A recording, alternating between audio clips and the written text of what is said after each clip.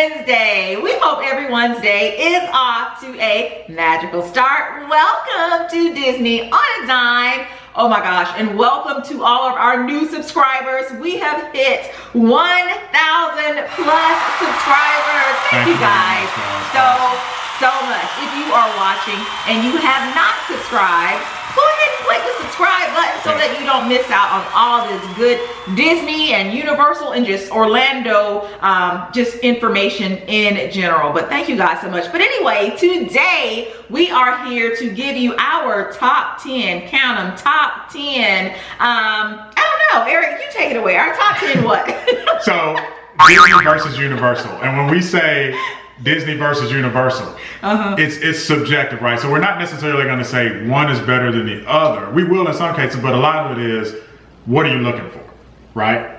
So Disney might be better in some areas. Let's say if you're traveling with 3-year-olds, whereas Universal might be better if you're traveling with teens or just adults. Right. Things like that. So really going through a top 10 list and say, you know, helping you make that decision. I've got a few days. I can either spend all my time at Disney or all my time at Universal, or which one do I focus on more? Do I do more Disney, less Universal, or the opposite? And we've actually done that. When we go, we don't necessarily do all Disney or all Universal. You know, we like to mix it up a bit. So let's start with number one. Which park should I attend?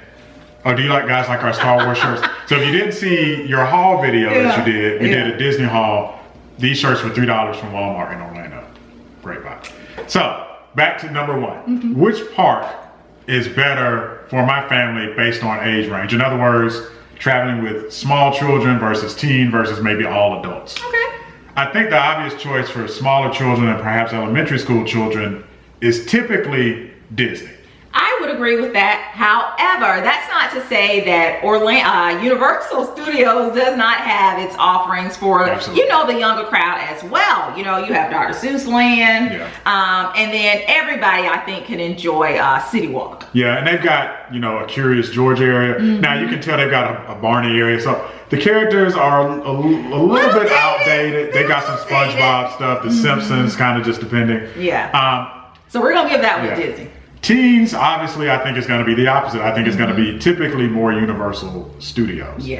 And it's actually funny, there's a Universal commercial out now. You can tell they're kind of taking shots at Disney and basically saying, hey, as your kids grow up and get older, they're probably going to be more into the stuff we've got. And I think they're actually speaking directly to the kids. They are. I think they're actually speaking directly to the kids in that particular commercial.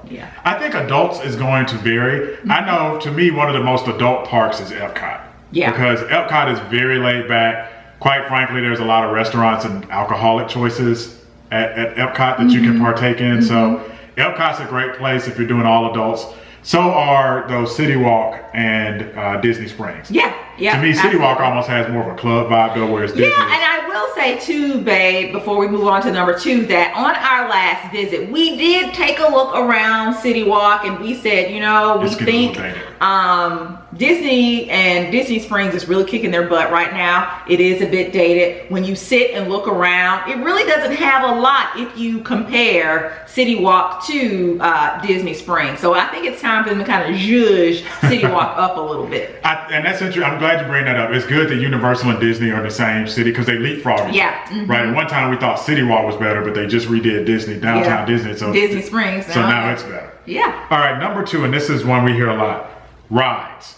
So I would say overall, Universal has more up-to-date high-tech rides. I would agree with that. The only exception to that would be the new Pandora area in Animal Kingdom. But that's, you know, that's not a ton of rides. If you look at all of Universal's rides, they're very high-tech. I would also say Universal has more thrill rides. Absolutely. Absolutely. You know, we're not a real big thrill ride family, the three of us. But if we were, we could really get our feel over at Universal. Islands of Adventure.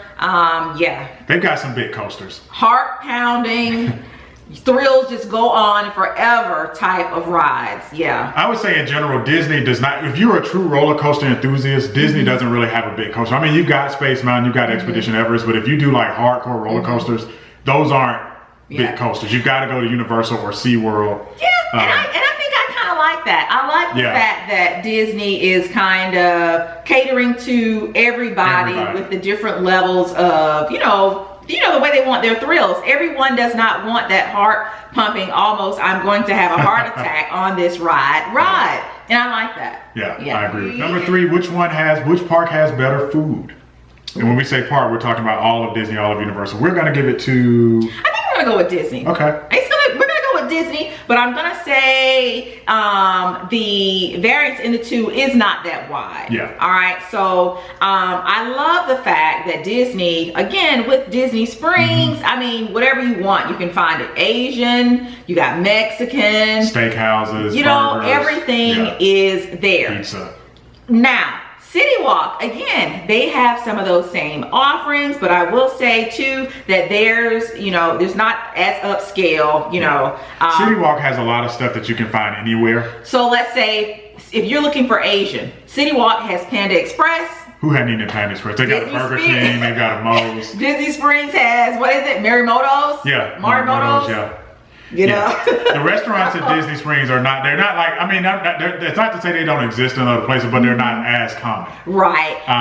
City Walk has a lot of very common restaurants. Now, they did just open Toothsome Chocolate Factory, which is unique to City Walk. That is so that's like the one that stands out, but everything, just about everything at Disney Springs is pretty unique. Yeah, and I'll say too, Disney does just, I think, a better job within the parks, making sure the food experiences are simply that, an experience. You know what I'm saying? When you walk in, it's clean for the most part. The character interaction or the experiences with the cast members, it's really memorable. So. The two Disney food highlights are Epcot and Disney Springs. Yeah. If you're a foodie, check out those 2 spots. Number 4, I'm actually going to give to Universal.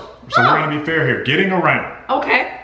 And some of this is just by default. What do you mean getting around? So going from one park to another. Okay. And some of this is just by default of Universal being a little bit more compact. Yeah. So the way Universal is set up, you have the 2 main theme parks, which are Islands of Adventure and Universal Studios, and then City Walk, which is their downtown shopping eating area, is right in between. It's all one complex. So you just walk. Yeah, it's like a compound, basically. Yeah. You do not need a vehicle. You do not need universal transportation to move from one park to the next. And there's a really nice path. We showed the path in other videos, a nice garden path if you just want to walk. So Disney World is huge. It's like a world. So you got to take buses, and monorails, and almost airplanes and boats, and so it's that you do have boats. Actually, you do have boats that take you from one park to the next. All right, guys, so number 5, shopping.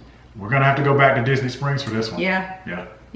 We were never ones. There are people that go to Disney and Universal and just go crazy. We were never ones to shop a lot in Orlando, but since they opened Disney Springs, we started shopping a lot more. It just entices you. It pulls you in. The way Disney Springs is set up, guys, for those of you who have not been, it is just, I mean, it hits on all cylinders, okay? It's clean, it's modern. The shops there aren't as unique. I mean, you can't be unique with shopping these days, but I just think it's the structure, the facade of the buildings. They really did a great job. The architecture is really nice. So let's take a look at number 6. What's number 6? Unfortunately, number 6 is going to be a clear winner for Disney also. Characters. Ooh. Sorry, guys.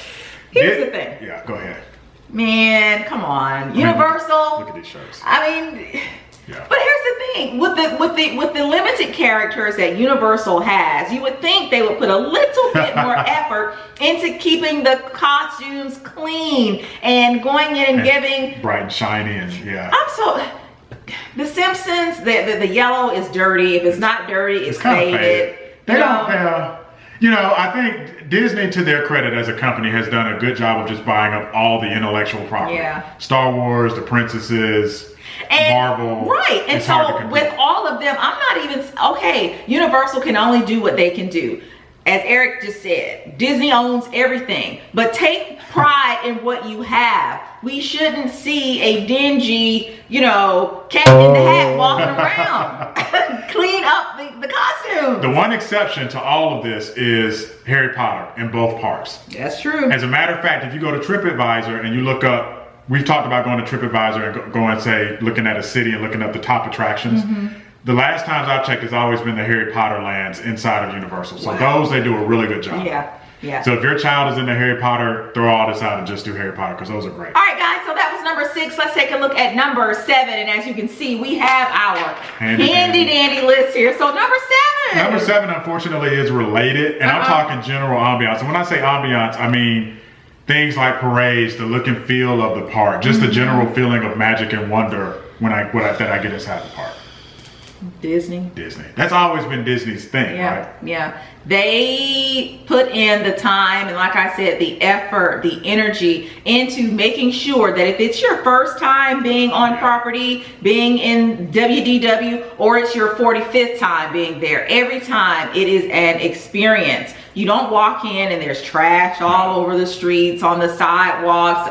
Main Street isn't dirty. Every time you walk down Main Street, it's like your first time being there. You know, I'm not able to say that every time we enter into Universal. And it's not that Universal, I would say, is dirty by any stretch of the imagination. But Disney just goes the extra mile. Like when you walk around Disney and Disney resorts, they're constantly painting. Right, and you'll see Mickey Mouse painted on the streets. There's glitter everywhere. Yes. There are hidden Mickeys everywhere. They're standing out with the gorgeous balloons. They're blowing bubbles. What about the parades?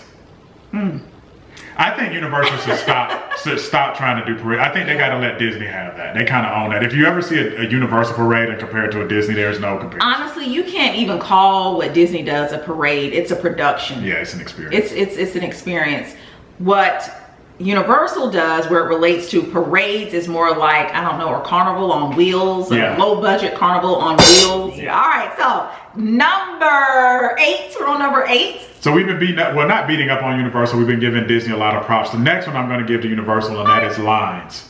Yeah. And we did a video on Fast Pass versus Express Pass. So if you haven't seen that video, watch that video, and you'll understand what we're talking about. Okay. I like the Express Pass system a lot better than the Fast Pass system. So Universal has Express Pass, Disney has Fast Pass. When you have put all the energy into planning your next vacation to Orlando with your family, you've made all of the dining arrangements, you have your hotels, the last thing you want to do is spend 2 days standing in line. Yeah. You know, I would rather go ahead and pay for a ticket that puts me right to the front of the line so that I can get on my ride, have a fabulous time with my family, and get back to enjoying the park. Yeah.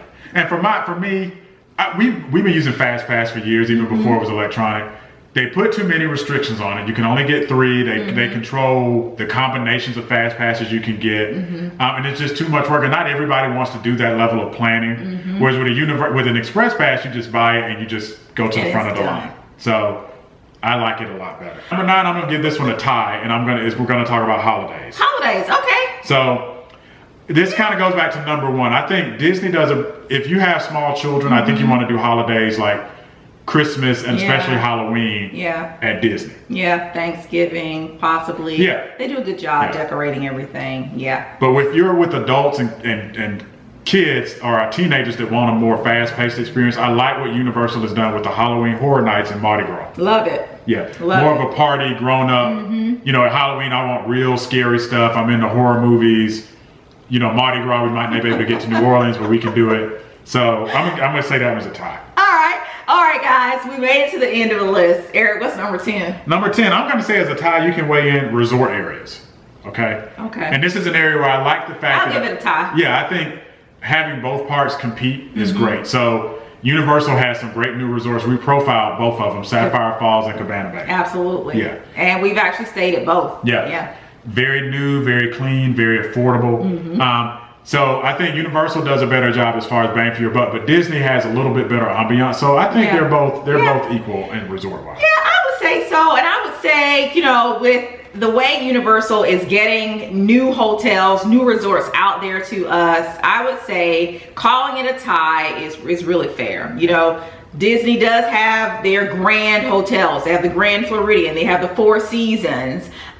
Even their smaller resorts like Pop Century and Art of Animation, I think they're doing a great job as well. But I also feel that with the, you know, advent of Sapphire Falls, Cabana Bay, and, you know, Lord only knows what the next hotel is going to be at Universal. I just think they're both doing a pretty good job. So check out all of our videos on the best mid-size hotels, affordable hotels, luxe hotels, because we talk about both Disney and Universal properties. All right, guys, so I hope you have enjoyed this list. I hope that, as always, you have found this video to be extremely helpful. So helpful, in fact.